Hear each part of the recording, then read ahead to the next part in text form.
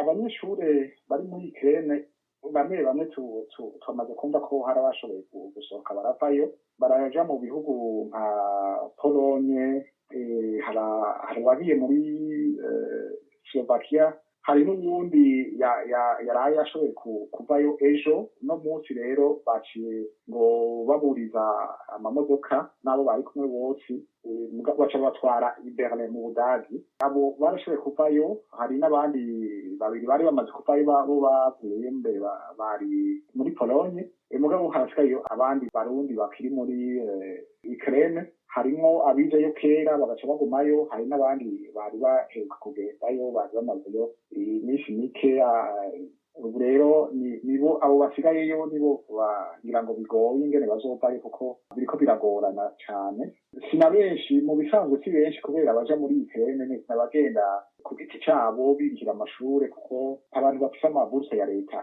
Ikintu Burundi buriko burakora kugira ngo bufashe abo barundi muvuga ko bataravayo ni nk'iki? Ico turiko turagerageza gukora, turahana amakuru, hanyuma jewe abanciye ko nkaca amakuru ndayashikiriza ubutwara ambasade y'u Burundi muri Turkiya kuko niwe asanzwe ari aba Ukraine, nawe agaca afata amatelefone bakavugana n'abo bantu kuko aho duca amatelefone duca tuyamuha, hanyuma nabo akagerageza ingene abafasha. Hanyuma nk'abo bazoba bagiye nabo muri ahari ubuserukizi bw'u Burundi kugira ngo ambasade zacu zibe hagize ico zishobora gufasha bizofasha.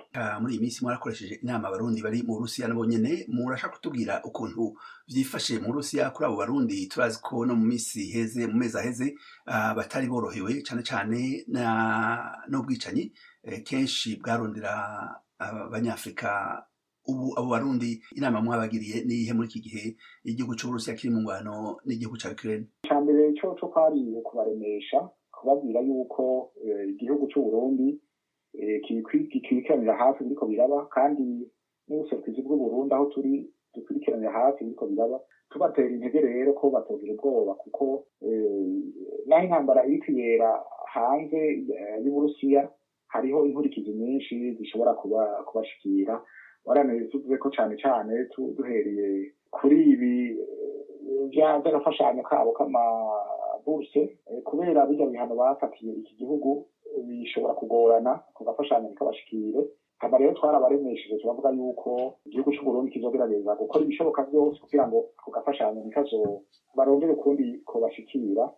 Ico rero carabashimishije cane. Hanyuma ikindi naco kwari ukubasaba yuko bandanya biga, hanyuma bakitwara neza, birinda kugira uruhande begamiye kuko ivyo ntibaraba, barekere abagira politike bagire, mugabo bobo cane bige, hanyuma biyubare, bagume barikanire kugira ngo ntihazogire ubagirira nabi. Kubera ivyo nizo impanuro duhora dukunda kuja turabaha kenshi, mugabo rero ico gihe ku munsi wa mbere iyo nama ico twarabishimikiyeko cane kuko nabo bavuga bati inzara izohava itwica niyo bitashoboka ko agafashanyo Uburundi buturungikira kaza karadushikira. Ambassadeur Edouard Bizimana, murakoze cane gose ku kanya muhaye radio Ijwi ry'Amerika. Namwe murakoze cane.